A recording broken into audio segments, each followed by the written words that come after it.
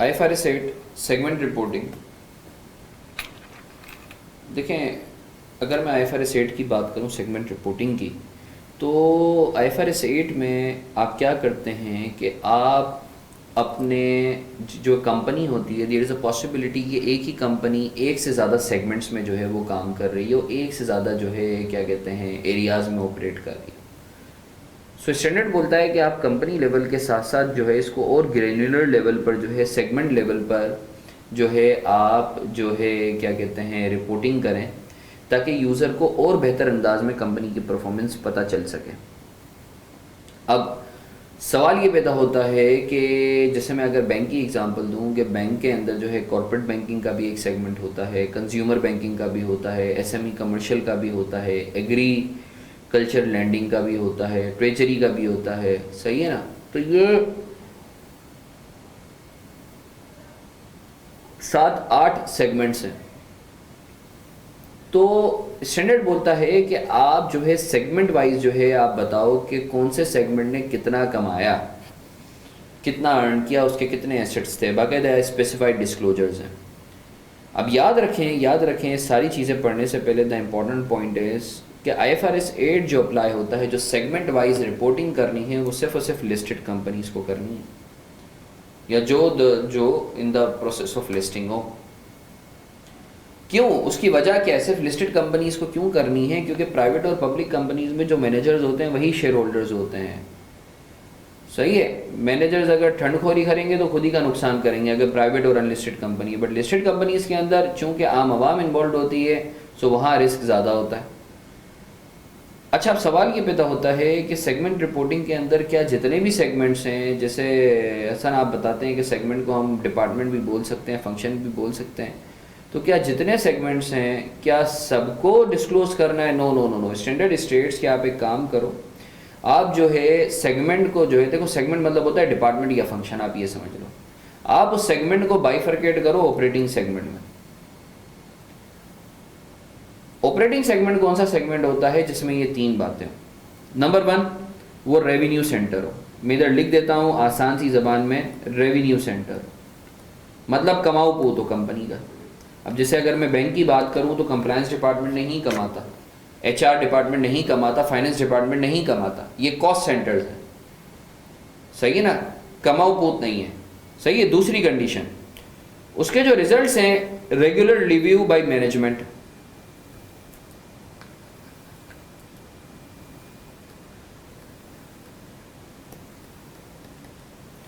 उसके जो रिजल्ट्स हैं वो रेगुलरली मैनेजमेंट रिव्यू करती है। क्या मतलब? कुछ ऐसे सेगमेंट्स होते हैं, अब उनमें से जो इनकम तो आ रही होती है बट वो बड़ी नॉमिनल सी, इमटीरियल सी होती है, तो मैनेजमेंट वो कमाऊ पूत होते हैं बट मैनेजमेंट के लिए इतने मटीरियल नहीं होते हैं। मैनेजमेंट बोलती है हम अपना ज़्यादा फोकस दूसरे सेगमेंट्स के ऊपर जो ज़्यादा पैसा कमा के दे रहे हैं हम वहाँ फोकस करें। फॉर एग्जाम्पल, जैसे मैं अपनी एक कंपनी में जब CFO था तो वहाँ हमारा एक जो सेगमेंट था वो था रेंटल बिजनेस का। तो वहाँ होता ये था कि हमारी अगर लेट से बिलियंस की, अगर जो है बिलियंस में अगर हमारा प्रॉफिट है तो उससे तकरीबन आ रहा होता था लेट से 2 मिलियन की इनकम, 20 लाख की। तो management was least bothered about कि भाई उसको देखे, दे वर मोर फोकस्ड ऑन कि भाई जो हमारी जो है लेट से अगर मैं एग्जांपल देता हूँ 2 बिलियन है, तो 2 बिलियन माइनस 2 मिलियन का जो पोर्टफोलियो है सेगमेंट से, हम उस पर ज़्यादा फोकस करें, इस 2 मिलियन को, इस चिल्लड़ को जाने दें। देखते ही नहीं थे। जब कोई फटा वड्डा हो गया या कोई डिस्प्यूट हुआ तो तब जाके देखा तो देखो, वरना डिस्कशन भी नहीं होता था। सो ऑपरेटिंग सेगमेंट के लिए ज़रूरी है कि रेवेन्यू सेंटर भी हो और मैनेजमेंट उसके रिजल्ट्स को रिव्यू भी रेगुलरली करती हो। और तीसरी चीज़, for which discrete information is available, separate information उसके लिए जो है सिस्टम के अंदर होनी चाहिए। बाजू कहते हैं छोटे छोटे सेगमेंट्स होते हैं कि वो क्या करते हैं कि वो आपस में ना सेगमेंट्स को मिला देते हैं, बड़े सेगमेंट्स को बड़े सेगमेंट्स में एग्रीगेट कर देते हैं।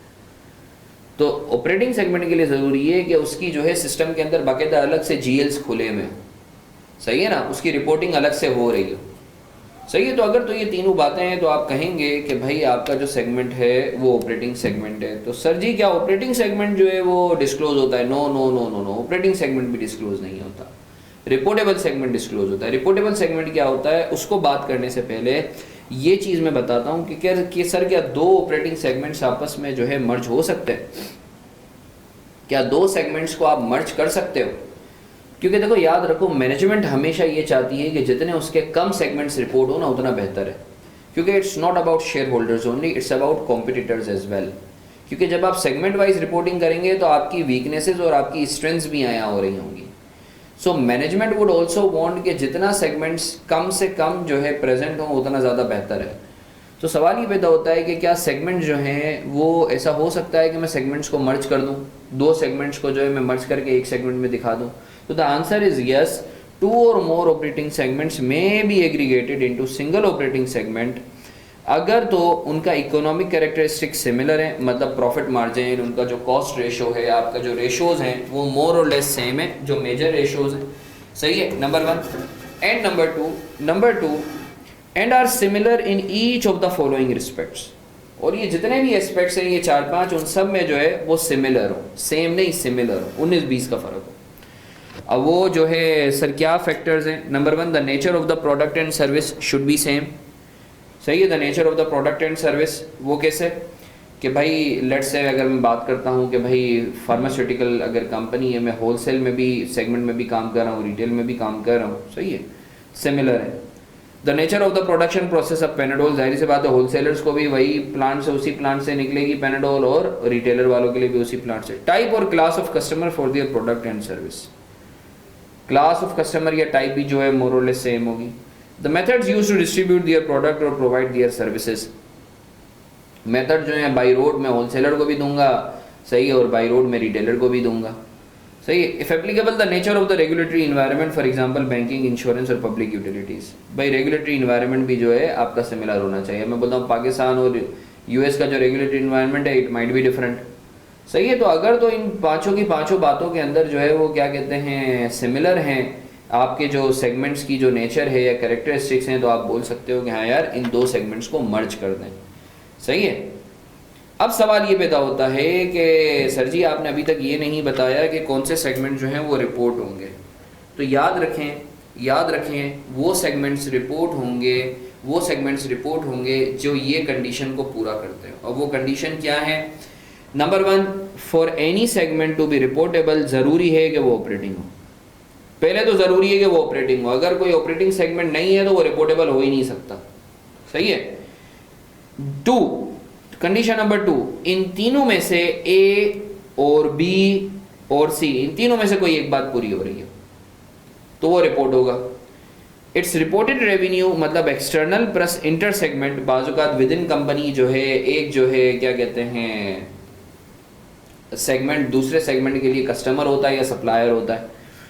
सो जो भी रेवेन्यू है वो टोटल रेवेन्यू का 10% या उससे ज़्यादा हो, सही है, 10% या उससे ज़्यादा of total revenue of the company, सही है, total revenue of the company. Similarly B A the absolute amount of its reported profit और लॉस, बी को फिलहाल छोड़े, सी पे हैं, इट्स एसेट्स आर 10% और more of the combined assets of all operating segments, उस सेगमेंट के जो एसेट्स हैं, टोटल एसेट्स की बात हो रही है, नेट की नहीं, वो कंपनी के टोटल एसेट्स का 10% या उससे ज़्यादा हो। अगर ये भी नहीं है तो जो भी प्रॉफिट मेकिंग सेगमेंट है और जो भी लॉस मेकिंग सेगमेंट्स हैं उनमें से जो भी हायर हो जिनका प्रॉफिट या लॉस, सही है, प्रॉफिट मेकिंग सेगमेंट्स आपने ले लिए, लॉस मेकिंग सेगमेंट्स देखें दोनों में से हायर कौन सा है। For example profit making segment higher है तो उसका 10% ले लें। फिर जिन सेगमेंट्स का प्रॉफिट या लॉस एब्सोल्यूट टर्म्स में उस benchmark that is higher of PMS and LMS, PMS profit making segment, LMS loss making segment, उस बेंचमार्क का 10% या उससे ज़्यादा है कोई भी सेगमेंट का प्रॉफिट या लॉस एब्सोल्यूट टर्म्स में, साइन को नहीं देखेंगे, सो आप बोलेंगे वो सेगमेंट रिपोर्टेबल है। अगर इन तीनों में से कोई एक बात भी पूरी होती है तो वो सेगमेंट रिपोर्टेबल बन जाता है, प्रोवाइडेड कि वो ऑपरेटिंग हो। बाजू का एग्जामिनर क्या करता है, फाइनेंस डिपार्टमेंट डाल देगा, कंप्लायंस डिपार्टमेंट डाल देगा, तो भाई वो ऑपरेटिंग ही नहीं है, वो कॉस्ट सेंटर है, वो रेवेन्यू सेंटर है ही नहीं, सो वो रिपोर्टेबल बन ही नहीं सकता।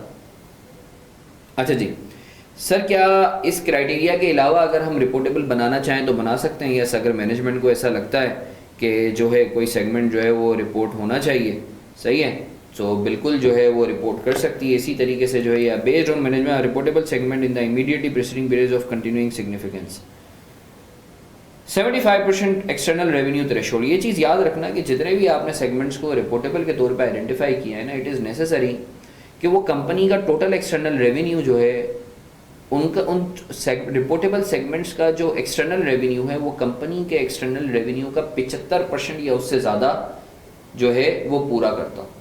अगर तो 75% या उससे ज़्यादा जो आपने रिपोर्टेबल सेगमेंट्स आइडेंटिफाई किए हैं वो 75% या उससे ज़्यादा जो कंपनी का रेवेन्यू है वो कवर नहीं करते, सही नहीं, यानी आपने लेट्स से 10 में से 6 सेगमेंट्स आइडेंटिफाई किए जो 80% जो है वो external revenue, total external revenue का कवर करते हैं, बनाते हैं, सो इट्स फाइन।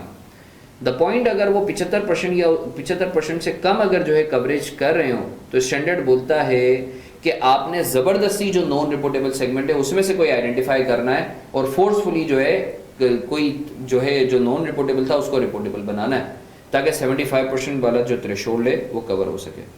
अच्छा, एक प्रैक्टिकल लिमिट है कि अगर रिपोर्टेबल सेगमेंट जो है वो 10 तक हो जाए तो फिर आप जो है कह सकते हो कि हाँ यार 10 से ज़्यादा हम आइडेंटिफाई नहीं करते, एक प्रैक्टिकल लिमिट है।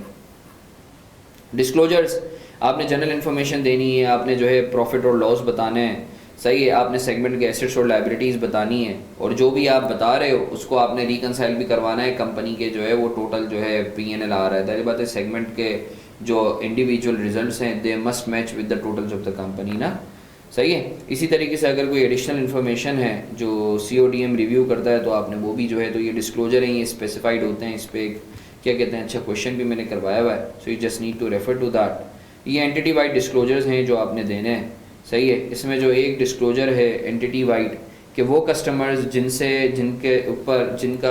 पर आपका रेवेन्यू 10% या उससे ज़्यादा जो है वो डिपेंड करता है, तो आपने उन कस्टमर्स के हवाले से भी जो है वो डिस्क्लोजर देना है।